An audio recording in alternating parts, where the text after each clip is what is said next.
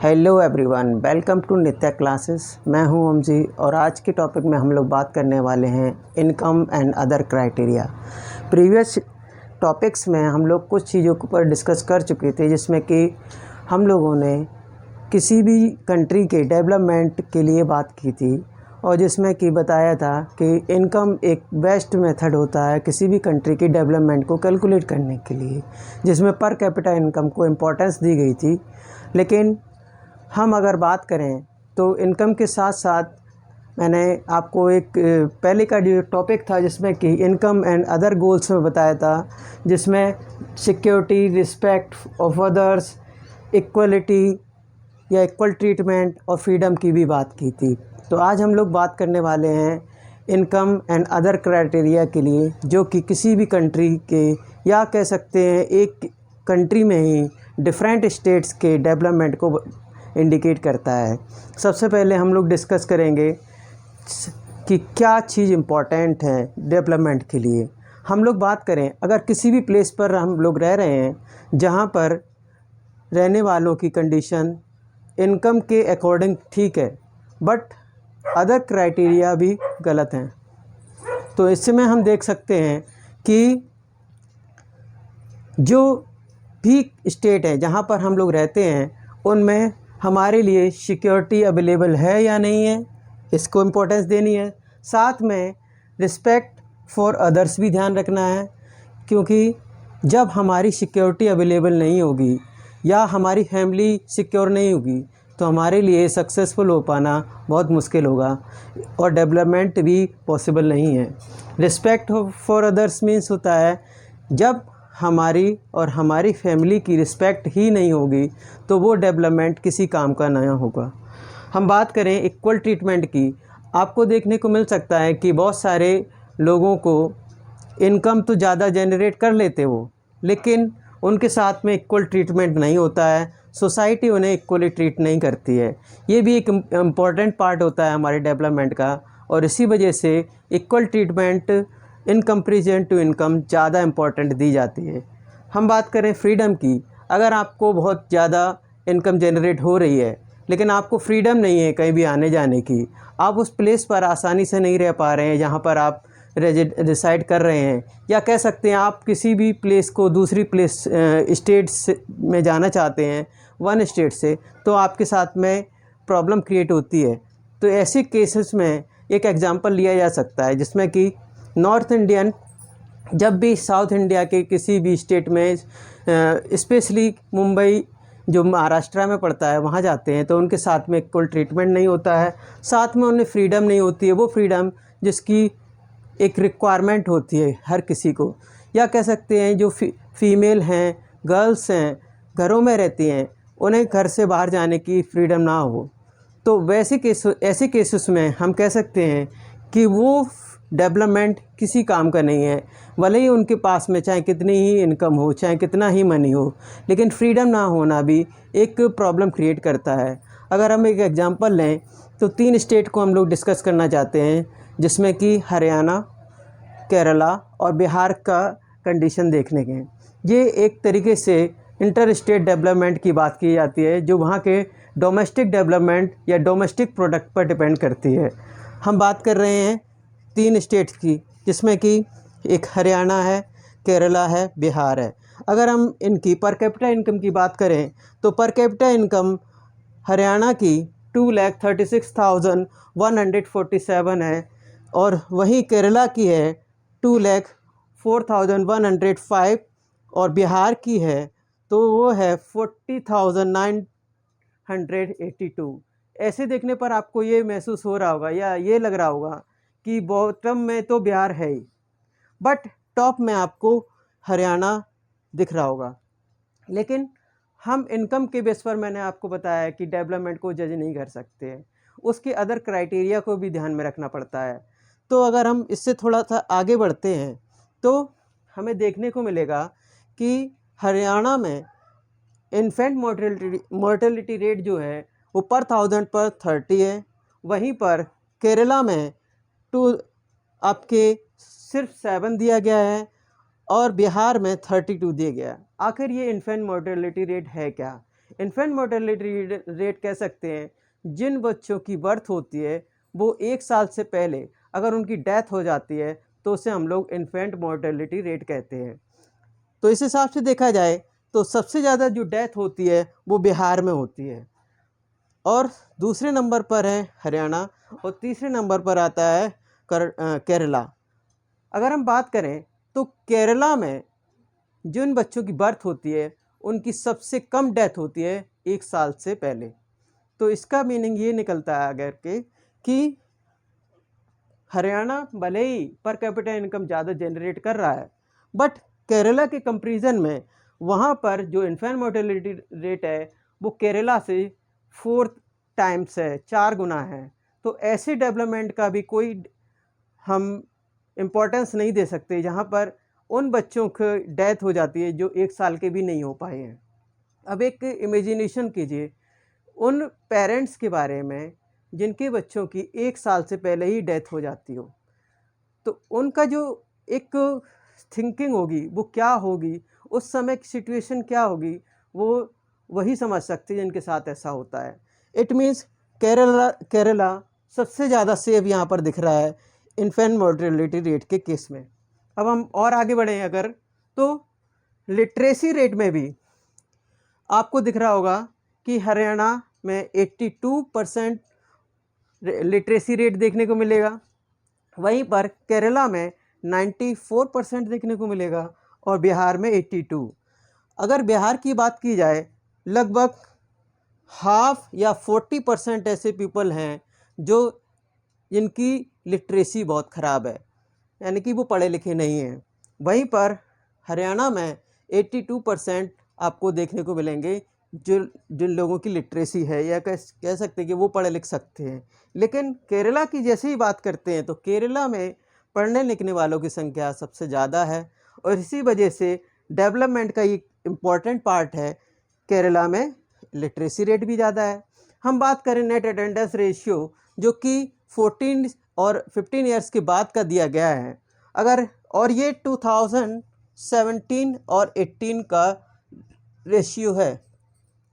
अब बात सोचिए कि जो बच्चे आफ्टर 14 ईयर्स या आफ्टर 15 ईयर्स स्कूल छोड़ दें, यानी कि जो क्लास होता है उस समय का क्लास वो लगभग क्लास 8th माना जाता है। क्लास 8th के बाद में बच्चों जो पढ़ते ही नहीं हैं उनकी संख्या अगर हम देखें तो हरियाणा में 81 देखने को मिलेगी, वहीं पर केरला में 83 ऐसे हैं जो पढ़ते हैं, ठीक है। और बिहार में तो सिर्फ ये 43% ही लोग रह जाते हैं स्कूलों में जो क्लास 8th के बाद पढ़ रहे हैं। हम बात करें अगर हरियाणा की तो हरियाणा में जो 40% के लगभग ऐसे बच्चे हैं जो क्लास 8th के बाद पढ़ते ही नहीं हैं।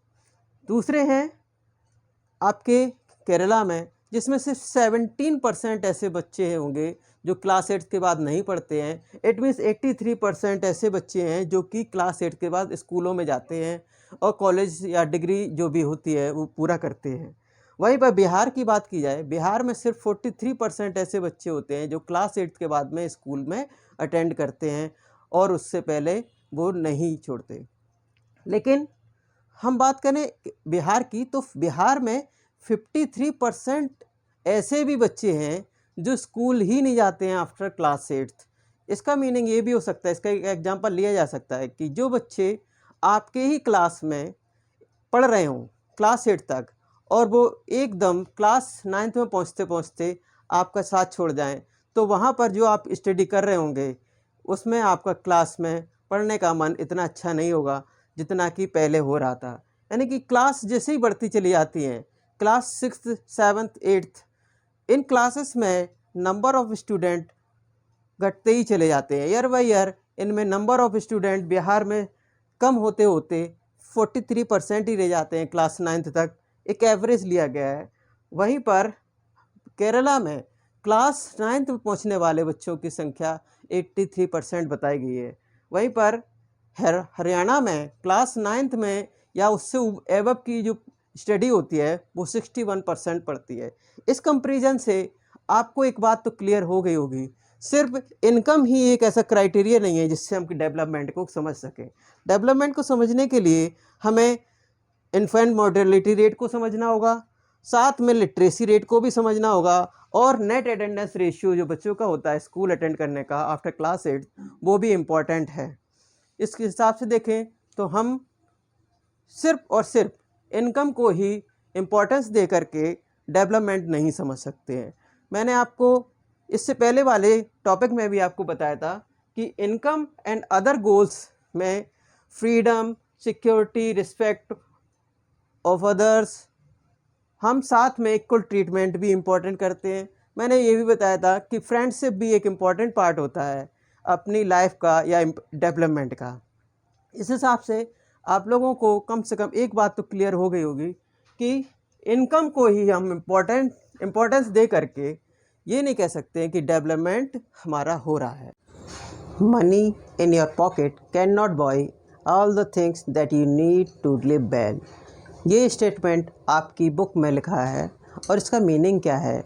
जो भी आपके पास में मनी है वो आपके लिए सारी चीज़ें नहीं खरीद सकती है जो आपको अच्छी तरीके से जीने के लिए ज़रूरत होती है। सीधा मीनिंग ये है बच्चों कि जब हम किसी भी एनवायरनमेंट में रह रहे होते हैं तो वहाँ का जो पॉल्यूशन फ्री एनवायरनमेंट है नहीं अवेलेबल हो सकता है, नहीं लाया जा सकता है। अगर वो अनएडल्टरेटेड मेडिसिन आपको मार्केट में मिल रही है तो हम उसमें से प्योर या कह सकते हैं करेक्ट मेडिसिन नहीं ले सकते हैं, या फूड आइटम जो भी हैं वो हमें नहीं मिल सकते हैं, क्योंकि वहाँ का एनवायरनमेंट या वहाँ की लोकेलिटी जो है वो हमारे लोगों से ही बनी है। जैसा हम चाहेंगे वैसा ही हमारा एनवायरनमेंट होगा। अगर हमारे आसपास में रहने वाले लोग एक्टिव नहीं हैं तो हमें अनएडल्टरेटेड फूड आइटम्स या मेडिसिन नहीं मिल सकती हैं, क्योंकि हम अगर जानते ही नहीं हैं कि जो मेडिसिन है वो नकली है या एडल्टरेटेड है तो वो हम कैसे मिलेगी। एनवायरनमेंट जो है वो पॉल्यूशन फ्री नहीं हो सकता है जब तक कि सारे लोग एक जैसे ना हो। अगर सारे लोग नहीं चाहते हैं कि हमारे आसपास का एनवायरनमेंट अच्छा हो तो फिर हमारे पड़ोसी या आसपास में चलने फिरने वाले लोग इस बात को नहीं कह सकते हैं कि एनवायरनमेंट पॉल्यूशन फ्री हो पाएगा।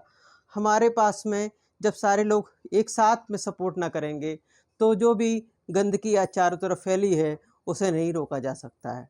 हम बात करें अगर नेक्स्ट चीज़ की जो हमें ज़रूरत होती है वो होती है हमारे हेल्थ में प्रोटेक्शन हमें चाहिए होता है इन्फेक्शियस डिसीज़ से, और इन्फेक्शियस डिसीज़ में अगर लोग एक्टिव ना होंगे तो वो एक सिंपल डिसीज़ को सारे लोगों को स्प्रेड कर देंगे और फैला देंगे। इसकी वजह से होगा क्या है, छोटी सी डिसीज़ जो 1 या 2 तक रह सकती थी वो हज़ारों लोगों में फैल जाती है, जो कि आपकी कोविड में भी देखी गई होगी।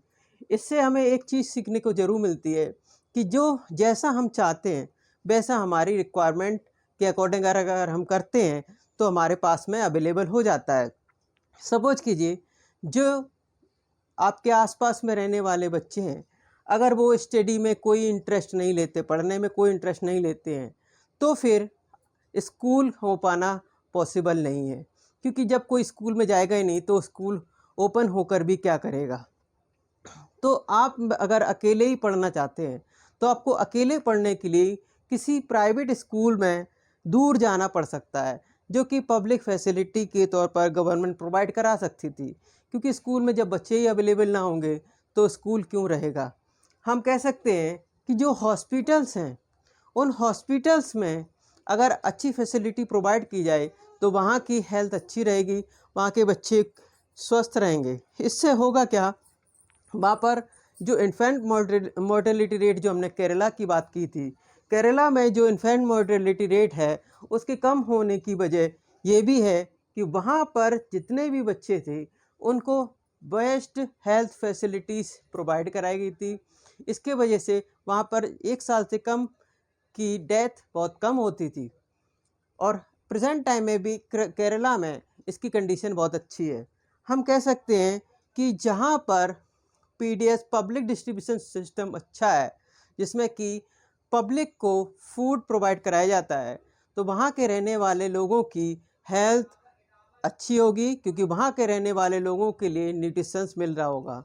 इस तरीके से हम कह सकते हैं गवर्नमेंट का एक इम्पॉर्टेंट रोल होता है सोसाइटी में उसको अच्छा बनाने के लिए, क्योंकि जो गवर्नमेंट सोसाइटी में पब्लिक फैसिलिटीज़ देती है, जिसमें कि पीडीएस हो सकता है, हेल्थ के लिए हॉस्पिटल्स हो सकते हैं, और कह सकते हैं कि एजुकेशन के लिए स्कूल्स या कॉलेजेस हो सकते हैं। अगर ये गवर्नमेंट प्रोवाइड कराती है तो वहाँ के लोगों का डेवलपमेंट अच्छा होगा।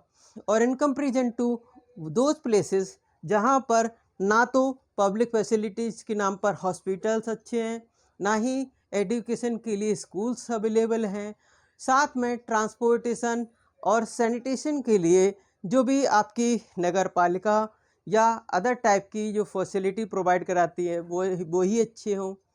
साथ में हम कह सकते हैं जिन प्लेसेस में इलेक्ट्रिसिटी अच्छी नहीं होती है तो वहाँ पर भी बहुत सारी प्रॉब्लम्स आती हैं। So thank you for today and I hope you will be better for that.